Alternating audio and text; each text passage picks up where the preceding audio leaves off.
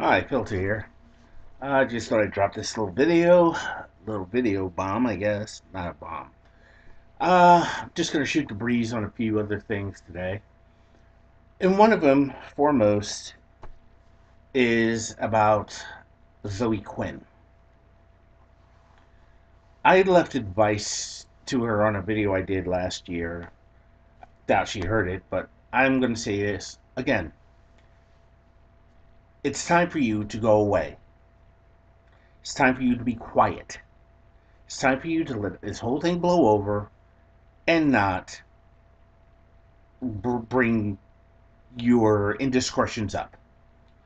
The reason why I'm talking about this is because recently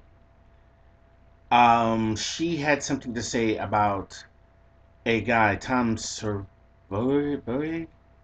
Well, he comes out with a game called The Last Night.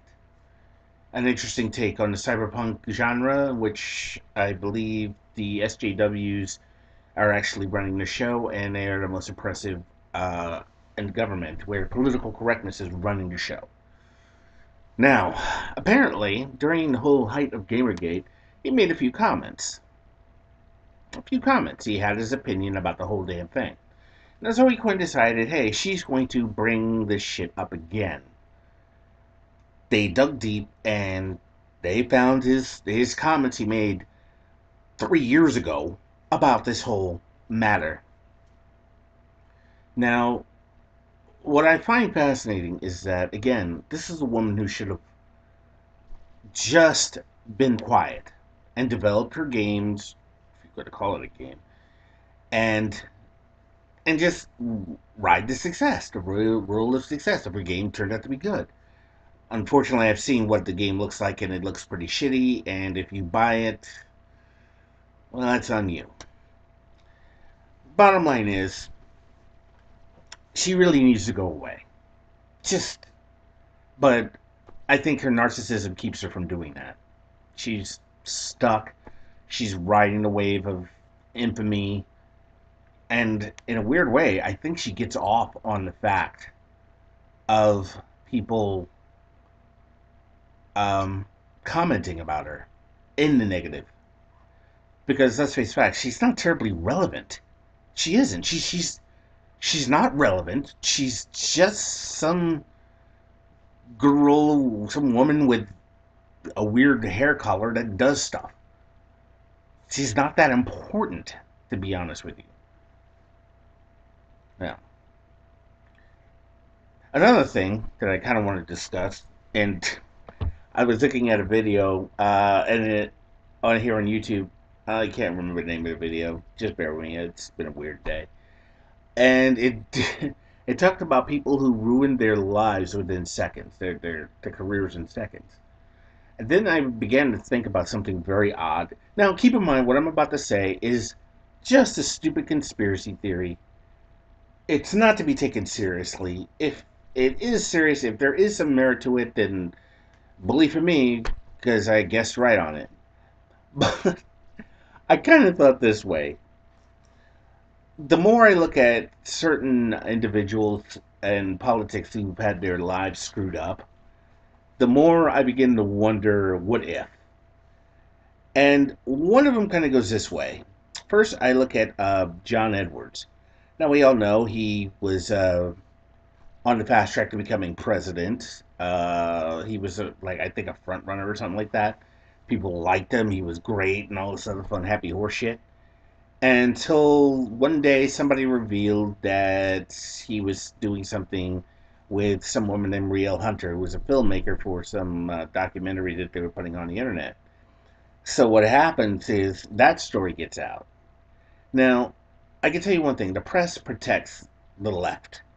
It does. It never tosses out its bad actors unless there's somebody on the left that they like more. Which kind of brings us to two people: Hillary Clinton, Barack Obama. Now, to be honest with you, Barack Obama doesn't strike me as the kind of guy that would do some real dirty work like that. He just doesn't strike me as that kind of person.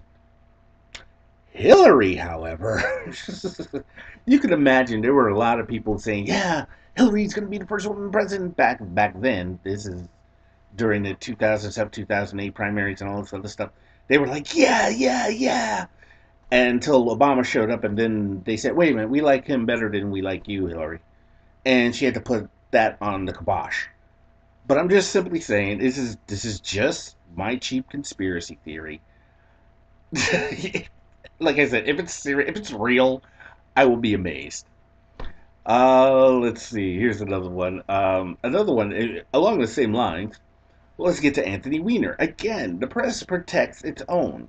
They ideological brethren. They do. Now, his sexting. Now, again, let's get some backdrop. He was on the fast track also. Like Obama, he would have been a one-time senator, and he would have probably ran for president for 2008. I mean, it would have worked when you think about it, you know. Or actually, um, most of this stuff began in 2012, 2000. Basically, he would have been on the real fast track to becoming president. But he's not as name brand recognition as Hillary Clinton. Again, this is my cheap conspiracy. If you guys have numbers or something like that, let me know in the comments. But consider it. He was also on the fast track. He could have been president, first Jewish American president in the United States, with an Islamic wife, and like this would have been interesting. This would have been a great, interesting little thing that would have gone on if he had not been if somebody hadn't dropped a dime on him. So again, I look at it from the form of Hillary Clinton and some of the weird, wild conspiracies. And like I said, this is just my cheap conspiracy. If it's true, I don't know what to tell you. If it's just some, if you guys have another interesting thought on this, please let me know in the comments. Until then, filter out.